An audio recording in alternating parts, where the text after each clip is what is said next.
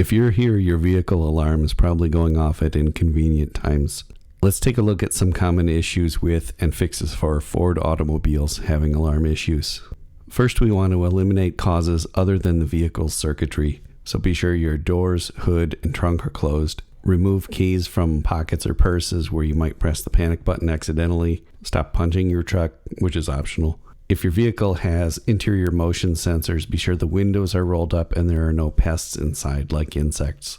You can also disable these by going to your gauge cluster menu and selecting Settings, Vehicle Settings, Alarm System, Settings, and change from All Sensors Active to Perimeter Sensing. If you don't see these options, there's a good chance you don't have the sensors. If you do have the sensors and still can't locate these in the menu, some people online reported success just taping over their sensors. Check for bad batteries.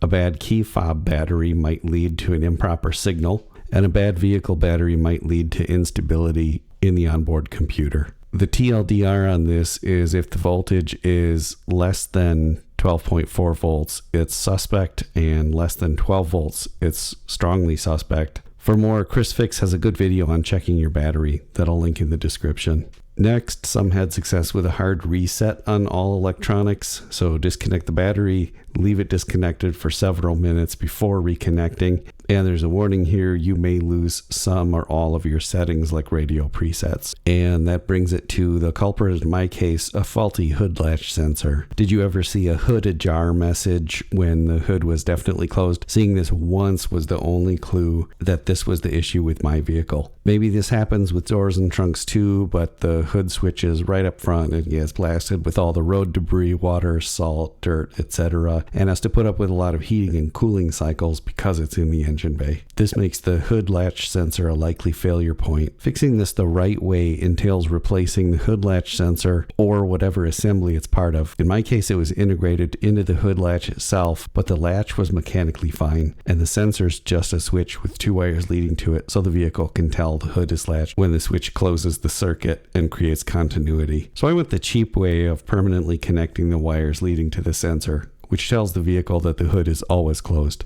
I was able to grab the connector with some needle nose pliers, twist the conductors together, and patch it up with some automotive electrical tape. The safety implications are that since the vehicle can't tell when the hood is not latched, I need to check when I've closed it that it actually latched. For example, never letting the hood down gently on a stopper like a rag or a tool, and testing the latch is engaged with a push up on the hood after closing. I researched and didn't find any further implications, for example, functions that are disabled when the hood is up. And if these fixes haven't worked, you can also disable things using an OBD adapter and software like Forscan, FORSCAN.org. I'll link to that in the description below as well. Depending on your model, year, options, quality of your OBD adapter, access to a PC, you can likely stop the alarm from triggering the horn, disable errant sensors, or turn off alarm functions completely. And I'll provide a link to download the Forscan software, get a free extended license so you can do the programming on it, and a link to an OBD scan tool specifically designed for Fords and use with the Forscan software. I hope that's helped track down the issue and implement a free or cheap DIY fix. If you run into any other issues we didn't discuss, please list them in the comments below.